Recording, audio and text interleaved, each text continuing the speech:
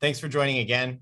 I did one of these calls last week from ISC West in Las Vegas, and there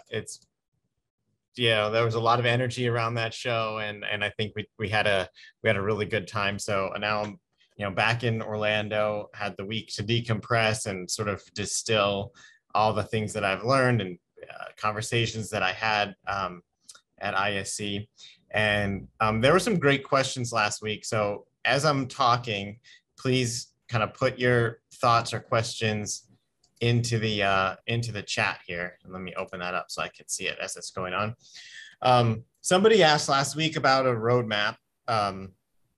And I kind of briefly touched on it and then zipped past it. But I thought about that a little bit more. And I want to kind of distill, some of my thoughts for the roadmap for Konnected for this year and the next couple of years in the context of, everything that I've been thinking about over the past couple of months. And now with the, our crowdfunding campaign is now at above $700,000. So that's fantastic. So that gives me a lot of confidence that I'm going to be able to execute and scale, given that investment, given that cash that we have to put back into the growth in the company. So I've just been my head's been spinning with ideas and thoughts and trying to distill them and into kind of a medium-term plan as to how Konnected is going to grow and drastically grow our market share, our revenue, our technology. So and one other thing, it is April Fool's Day. Hope to see you soon. We're all business here, so they're not gonna be any like fool's jokes around. I figured that would be too confusing. So go fool your kids or something like that, but I'm not fooling you today. So this is all real. Let me see if I can share my screen. Magic. All right. Well, this is real quick. It's quick and dirty. I just kind of whipped this up this morning. So a quick, kind of distillation of my thoughts of the roadmap. And first we'll start out with, kind of where we are today. So we've got 3 generations of the connected alarm panel hardware. I started this back in 2017. We started with like kind of the off-the-shelf Node MCU module. We improved upon that to make the alarm panel V2, and then we improved upon that and took in a lot of your feedback and created the Alarm Panel Pro. So I'm really proud of the hardware that we've come up with, that we've made. We're still making tweaks to it to make it more reliable and kind of work around some of the supply chain issues that have happened over the last couple of years. I think the hardware is a really solid foundation for what we're trying to do. We've got integrations now with SmartThings, Home Assistant, Habitat, HomeBridge. Those are basically roughly in order of popularity. This is great because these are fantastic platforms. I'm a really big fan of SmartThings and Home Assistant. They both serve really important roles in like the smart home world, but we're missing, some of the big name players that, the consumer grade things like Alexa and Google Assistant. We do have an Alexa integration, but I'll touch more on that in a little bit. And we've built a cloud service that's running on AWS that's processing millions of transactions per day. I'm pretty proud of that, and kind of the transition that we made from, a disparate kind of API that was connecting to SmartThings into a cloud service that we can now kind of manage in a very secure and fast way. And it's all built on AWS, which is infinitely scalable and actually quite affordable for what we're doing with it. And it's just running super smooth like butter. So I'm happy about that. So far today, our products basically bridge the wired sensors and signals from your traditionally wired home into a smart home. And that works really well for the people that it works really well for. I think there's some opportunities to expand on that, which I'm going to get to in a little bit. But what we've been doing is basically bridging that and allowing like things like SmartThings or Home Assistant or Habitat or HomeBridge to be the logic of your alarm system. I think we can take that to the next level. So here's kind of the opportunities that I'm thinking about as we are kind of moving to the next phase of Konnected's growth. So today we're selling primarily to direct to consumer for DIY installation and setup. And that's great because you guys are the early adopters, and those of you who have used the product, I like to be hands-on. Not everybody's like that. So there's the opportunity to really crack into the do-it-for-me installer market, which we've tried to do, and with some success, not resounding success, but we've got some installers and your house. Yes. You guys can mute until after, and then I will be happy to answer any questions. We've had some success here. We need to do better. We also have the opportunity of the traditional security system dealer. The traditional security system dealer has kind of like scoffed their nose at us for a while. We need to reverse that trend, and we need to get this traditional security system dealer excited about the Konnected product and the capabilities that it can do and the opportunities it presents for their business. And then the opportunity in commercial applications. And I talked about this a bit last time, and we have some case studies about how, for example, we are using Konnected to monitor water leak sensors in a large multi-unit residential building, in some office buildings. And we have a school district in California that's using Konnected for perimeter security. Really interesting possibilities there. So I'm not going to touch on that too much today, but those are kind of the opportunities. And then there's the opportunity for wireless, right? So we've kind of maintained in the niche of wired stuff, which is basically how Konnected, became what it is. But we've got to recognize that there are plenty of alarm systems out there that are not wired. And in order to expand, I think it may be a good idea for us to consider the wireless world as a growth opportunity. So with that being said, here, my next slide, I've separated this into two slides, a hardware roadmap and a software roadmap. I'm going to breeze through it, and then I'm going to sure you guys will have questions. So I've already talked about this. We are moving, tangential to the alarm system and creating a product that's designed to retrofit a garage door opener. I don't want to elaborate too much on that now because we'll talk about that, as it's coming to market, because this is something that's actually happening right now. We have a late stage prototype. Like I said, I have one in my garage. We're working on the firmware right now. Manufacturing has been kind of delayed because of parts availability. So I don't have a timeline on it yet.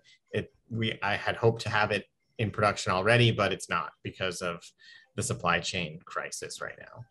And we're focusing our supply chain parts on the products that we already have on the market, like the alarm panel. So we'll get there. All right.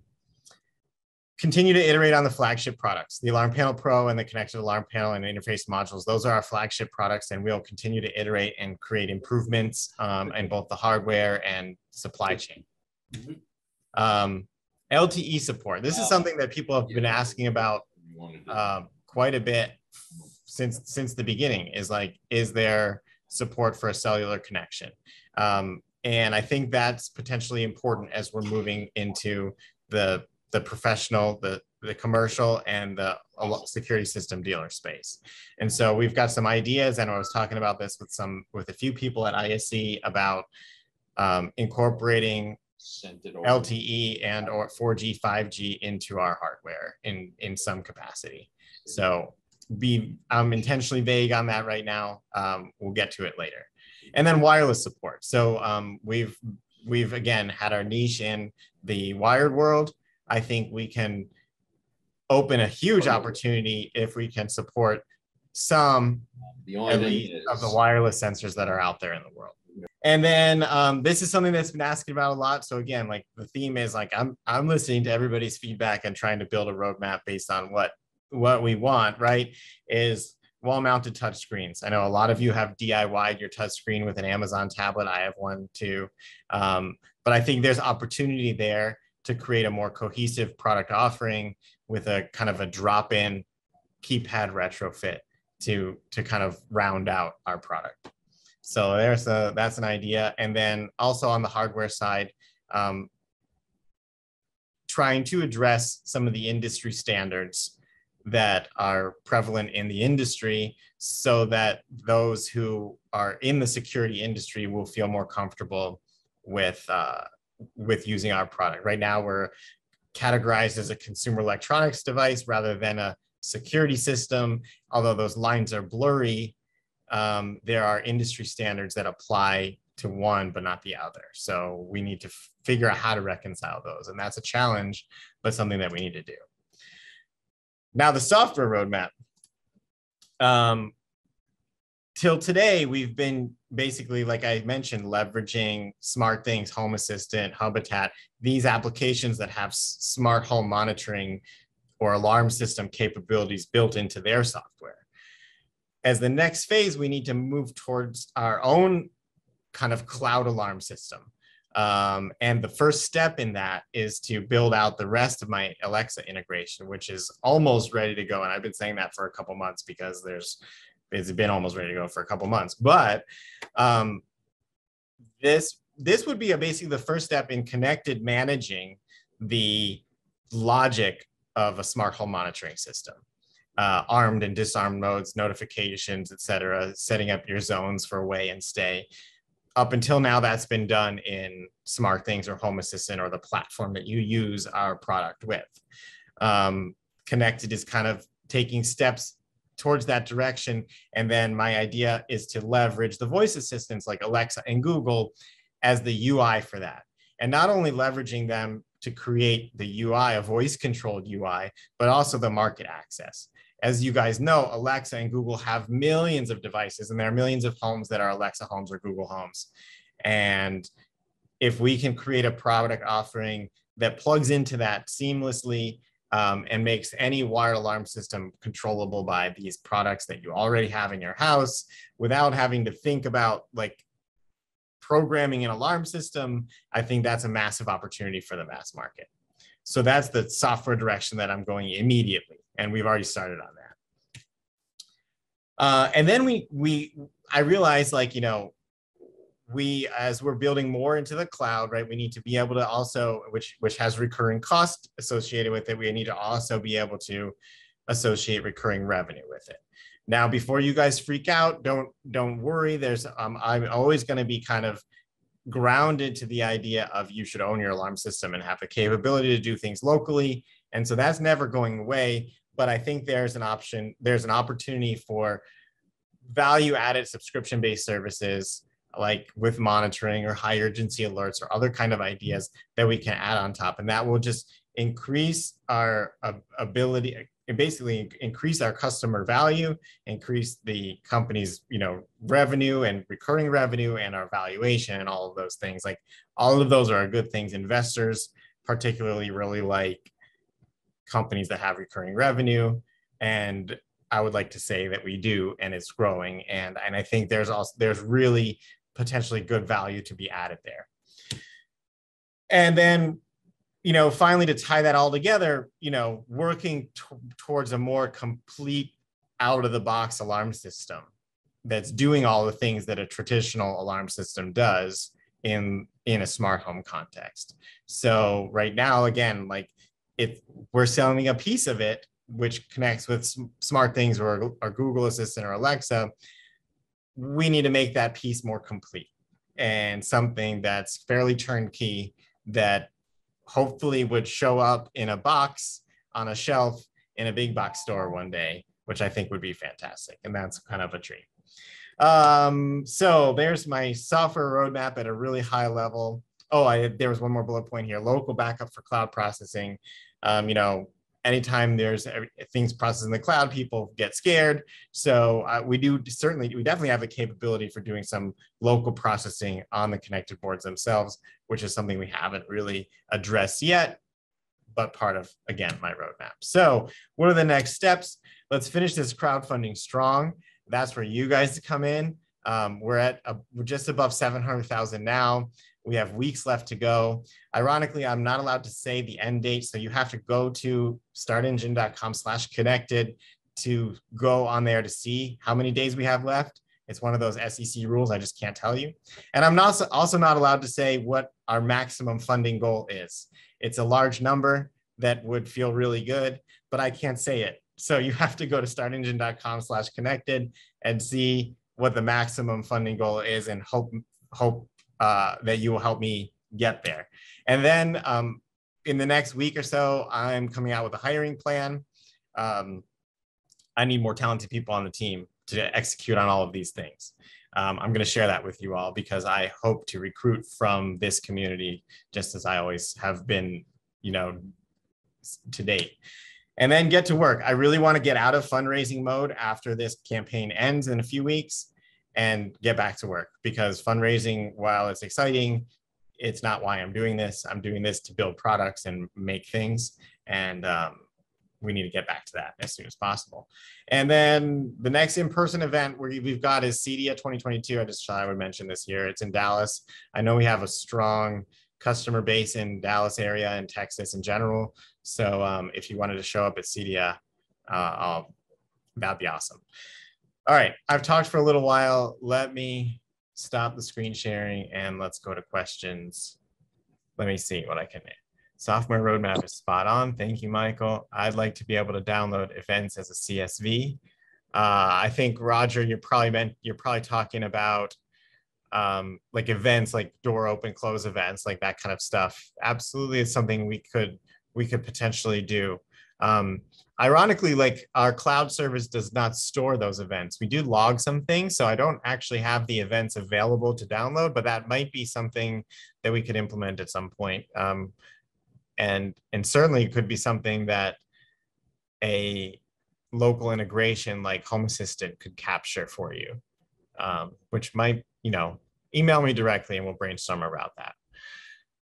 Okay, let's see. Roshan asked, how are you planning software over the air? How are we handling vulnerability? Software over the air, I think you're probably mentioning like software updates. We do have a fairly functional, good service for that. It's all, again, hosted by AWS. The device kind of hits an endpoint. It checks the signature. It downloads an update and self-installs. How are we handling vulnerability? I mean, that's a loaded question. There are so many facets of that. I think that's probably too detailed for this talk. So we can get into that later. Matter protocol plans.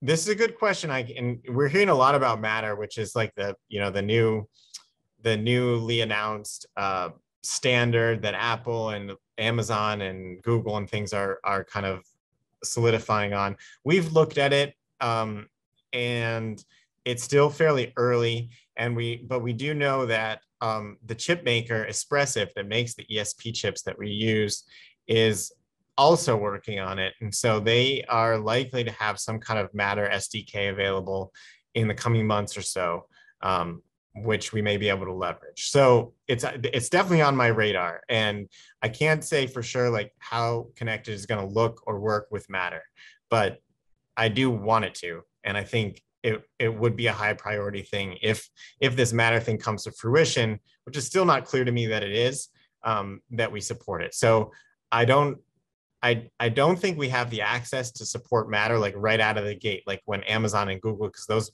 those big companies are still, even though it's an open standard, they've got all the knowledge and the engineering behind it. So I think we're gonna have to wait a few months or more when Matter like finally comes out before we'll actually be able to do anything effective with it. Somebody asked, Pritchard asked, what's the biggest risk to the company in my opinion? That is a good question. I think the biggest risk is that we're not able to recruit and find the right team right now. I think, especially in the last week coming out of ISC, like I feel like we've done the hard stuff already. We created a brand, we made a hardware, we made that people like, now it's just time to execute and scale. So like I need to focus and I need to get people on my team who are sharp, focused, and mission driven, and recruiting is hard, especially in this environment. So I think that's probably the biggest risk right now. The fundraising certainly helps, right? There's not many problems that you can't solve without money. So that's why we're here, basically. Will the system be able to natively handle Z-Wave or Zigbee for sensors? Probably not. I don't, I'm not going to say definitely no, but it seems unlikely at this point that we would pivot to Z-Wave or Zigbee radios.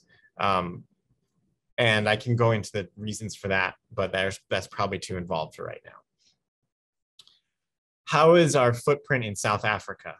Oh man, don't get me started. South Africa is a great market. I think there's a huge market for self-monitoring and home security in South Africa.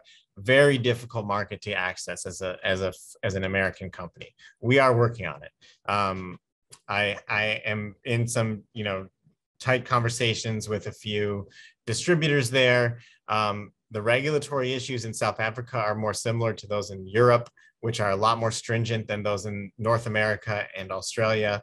And so there's some paperwork BS that we've got to get handled before we can officially be in South Africa, but we're trying to get there.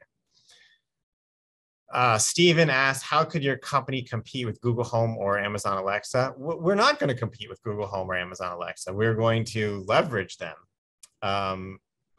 and partner with them, right? There's no, I'm not trying to build an AI voice assistant. That's a very, very difficult problem that these big companies have already tried to solve.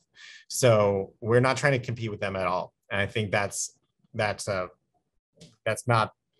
even close to the right trajectory. We're trying to work with those products because they are in somewhat open ecosystems. And I want, Konnected to be able to be armed and disarmed by Google or by Alexa and getting the alerts using those devices as kind of the control platform.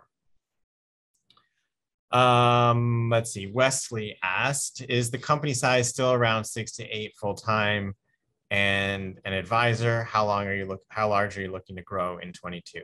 That's a really good question. We are actually smaller than that right now. I've got two full-time and then 3 part-time plus advisor, some on contract, so additional help on contracts, especially on the marketing side and also on software side.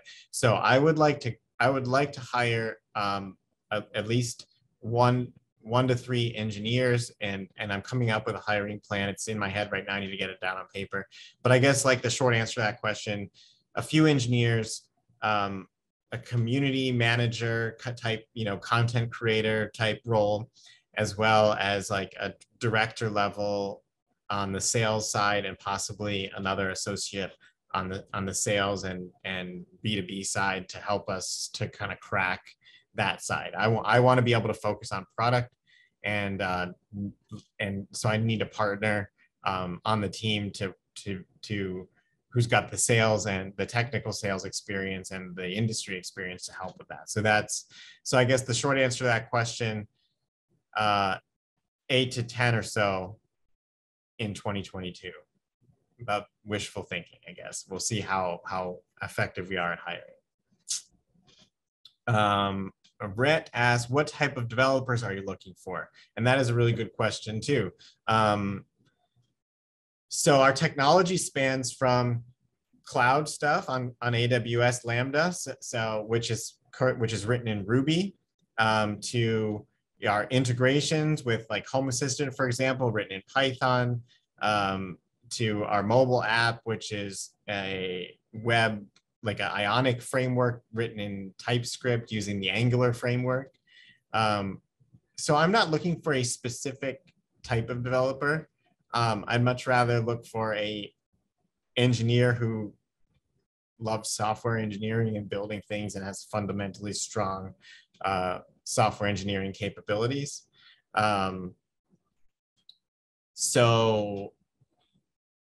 But I guess as a focus, I need engineers to kind of work on the backend system, someone who's familiar with the AWS ecosystem, and Ruby or Python preferably, because those are languages that we use. And then also somebody to work on the mobile app experience. And then if we are to move into kind of native application for a wall-mounted display, I think that would be some kind of Android native software development. So anybody who's got some experience with Android native or embedded systems like that would be helpful. And also our firmware. I do have a couple firmware developers who are quite talented, who are contractors. Our firmware right now is written in Lua, but that may change someday too. Joe asked, have you considered hiring a CEO and you are solely CTO and focused on products and technology? This is a typical evolution of a startup.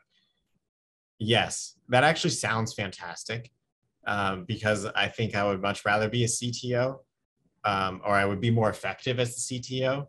I have no idea how to do that though. So Joe, if you want to reach out to me after this, and we can chat. We'll see if we can do that, right? Okay, Rhett asks, I'm assuming your mobile app is available for iPhone and Android. Yes. So our current mobile app is written in a hybrid framework called Ionic, which is based on Angular, which is written in TypeScript, and it compiles to native Android and iOS. So it's available in both of the app stores. But essentially, it's like, it has some native functions, but it's essentially like a web view. Adam asked, I've been a Konnected customer since the early days. I need to ask, why are you seeking funding and more explosive growth now instead of a few years ago? What changed? That's a good question. You know, it's all about time. I had been talking with Start Engine since January of 2020, I believe. It might even been earlier than that. And then there was a pandemic, and then I was going through a divorce, and then you know, there were some, you know, just timing issues, I think, is really what happened. And now, you know, those things are largely behind us, and now I'm able to focus and go full speed ahead. I don't really have a much better answer than that. Just like we were heads down, focused on creating really good hardware. I think the Alarm Panel Pro's launch in the last couple of years, like, really kind of put the company on a map in terms of our ability to produce like a decent piece of hardware. And that was really like not just confidence building for myself and the team, but also created like a brand image that I think, you know, we're able to ride off of. And so now I just feel like the time is right? Like the smart home world is exploding. The idea, like Alexa and Google and the voice assistants are exploding. The security industry is kind of in a transition with this 3G sunset. I mentioned this before, but as you guys know, like 3G in the United States is going away. 3G like cellular is going away. So that means a lot of people, there's a lot of churn on the hardware side in the alarm industry, because a lot of homes have these old 3G radios in them. It's all about timing, I guess. Let me see. There's a couple more questions coming in. So I'll just keep talking until we get cut off by Zoom.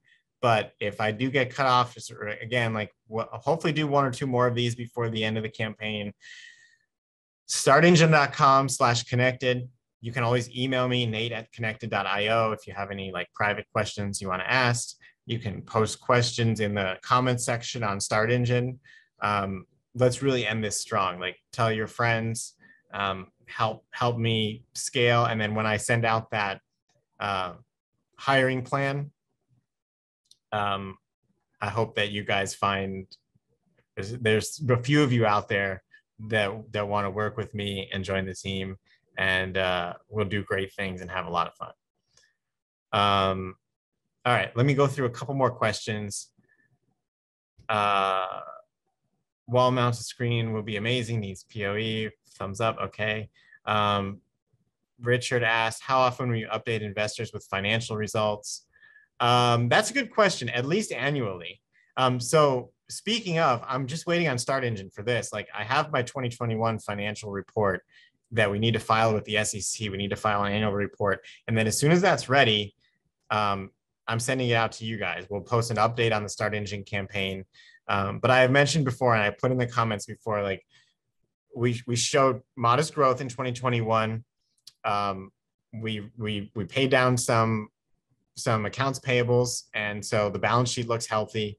We did a little over 1.1 million in sales, and did have a net income of like $160,000 ish. All of it's been reinvested in inventory and things like that. So continuing to try to grow and scale on that. Wesley asked, in 2020, it looks like you had a loss of 117. In 2021, it seems you had a 180 turn and generated 180 in net revenue. Do you have projections for 22 or 23? I don't do projections. Like I said, I'm not a bullshitter. I'm a realist. So I'm not going to, like, I have goals. We have goals, right? Like, so I can say my goal for 2022 is like $1.5 million in revenue, but that's not a projection. That's a goal. In 2020, yes, our financial statements did show a loss, mainly as kind of a way that the inventory is accounted for, because it's a long story. But that is actually not true. 2020, we did show a net income, and in 21, we also showed a net income. 2019 was a negative net income, as if I'm remembering correctly. The 21 financials you don't have in your hands yet, but I do, and like again, they'll be posted shortly. We have 4 minutes left. Okay, so Wesley asked, what's the manufacturing cost per unit of 3 different products as a percentage of MSRP? And are the boards and components manufactured overseas? Do you have a failure rate on the product? Really good question. The boards, our cost on the 2 original, like the V2 connected alarm panel boards, our total cost of the hardware and the packaging is about $18 to $19 per unit on those. And we sell that with the kit and everything at an MSRP of $99, $149. So it's essentially like a 70 to 55 to 70% margin. On the Alarm Panel Pro, our cost right now is crept up to about $49 per unit. And retail price on that with the kit and shipping is $229. So Wesley, if you want more details on this, I can probably prepare something to share. But we're looking at like hardware margins of like, again, 55 to 70% at retail, and then sometimes a little bit less, you know, if there's discounts and bundles and things like that. Rhett asked, what is the minimal investment amount you are looking for? So the minimum investment on Start Engine is $195. I am allowed to say that. That's it, $195. You know, of course, the more you invest, the more equity you get, and the more it helps us. So that answers that question. Wesley clarified, yes, it could be 2019. The Form C has current and prior year. Yes, current and prior on the Form C means 22 and 20, excuse me. On the Form C that we filed, the current and prior is referring to 2020 and 2019. The annual report will show 2021 and 2020, which will be filed imminently. The deadline is the end of April. I have all the documents prepared. I'm just waiting for Start Engine to send me the thing to sign, and then I can share it with you guys. Any thoughts on utilizing, so Dilip John asked, any thoughts on utilizing off-the-shelf products and selling a software service like a Raspberry Pi? Yes, thought about it.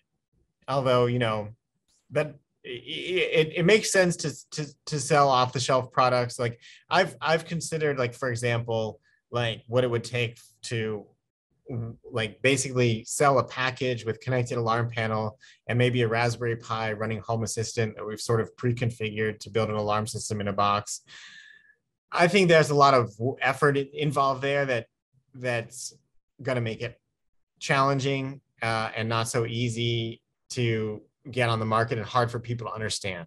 So I think the first step in that is to build something more simple, cloud-based, that can attract a more mass market audience, and then potentially, iterate by making something more advanced like that.